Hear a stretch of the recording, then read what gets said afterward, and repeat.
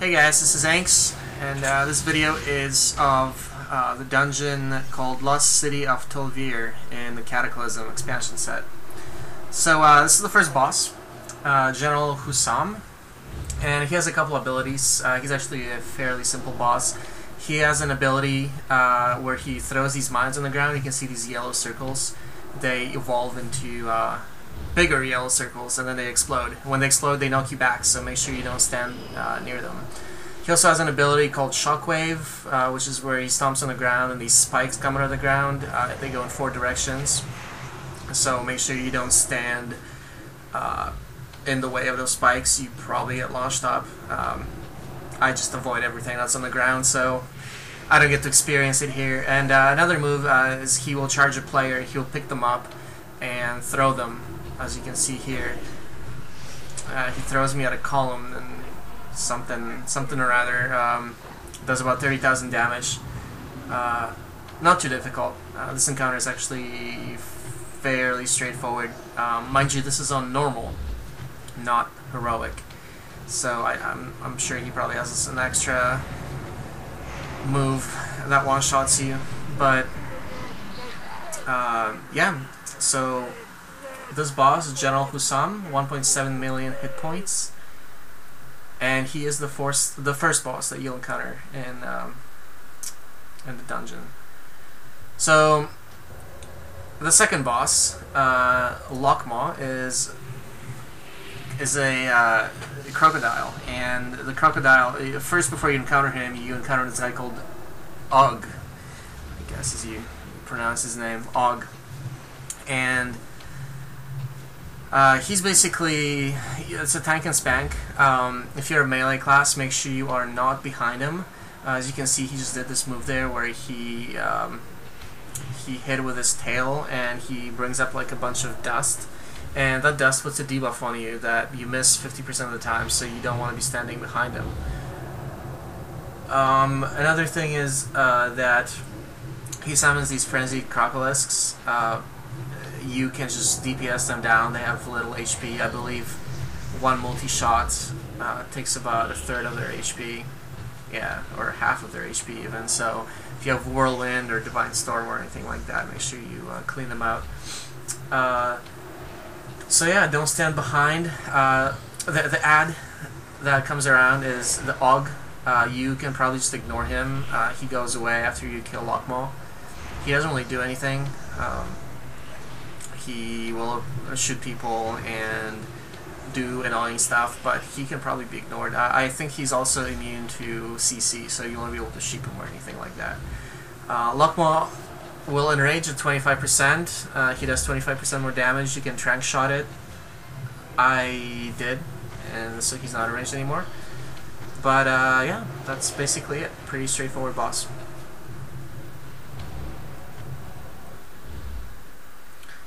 This next boss is Prophet Barim, and this boss is also fairly straightforward. He has 2 abilities. First is like this pillar of light thing that you can see here. It's basically, don't stand in it, does damage. Another ability that he does, oh yeah, the pillar. The pillar actually starts off with small damage, and it builds up in damage as you keep standing longer in it. It's kind of like if you've done Freya, you just don't want to stand in that thing, like at all. So you DPS him till 50%, at which point he will put you in a state called Repentance.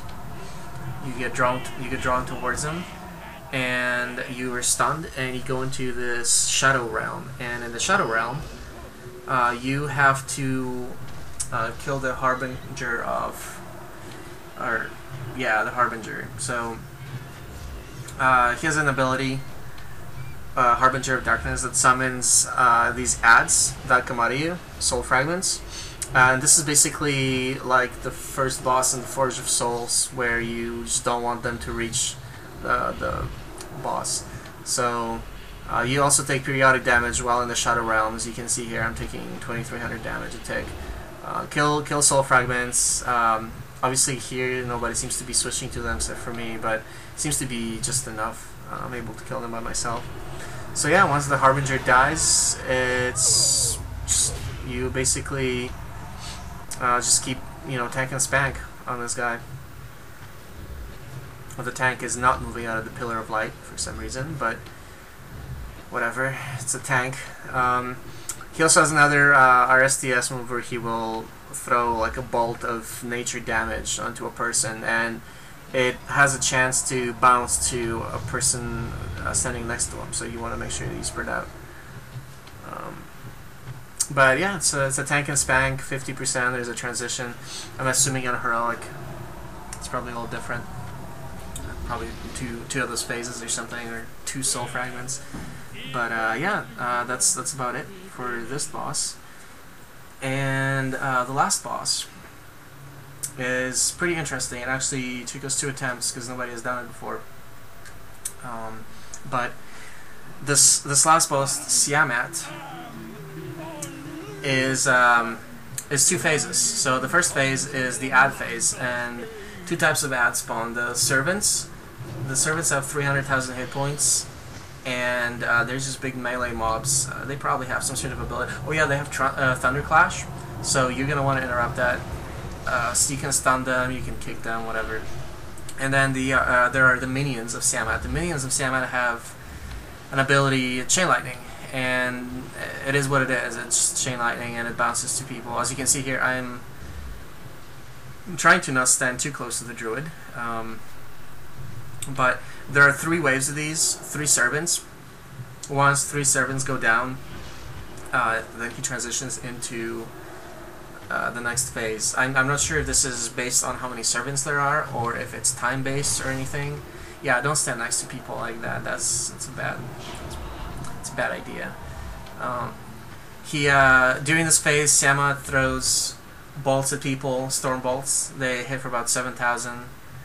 Nothing too bad to heal with, especially since people have 60, 70,000 hit points at this point. So it's not that big a deal. But yeah, so kill ads, and once you kill this last servant, he will transition into phase 2. And phase 2 is basically it's a DPS race kind of. It's a tank and spank. He launches you back and does a fair amount of damage, about 10,000 damage. You're gonna want to heal that up.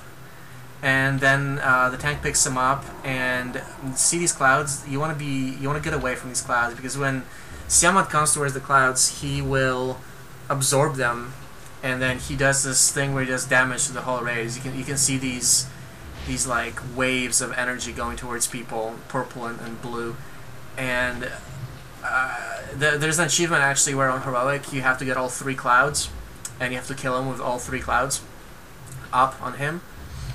So I think that's probably going to be achieved by kiting him through the clouds when he's at like 10%.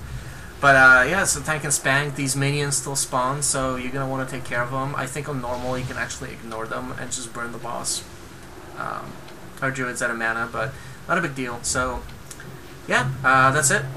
Let me know what you guys think. If this instance is hard, it's definitely pretty cool. So yeah, thanks. Signing out.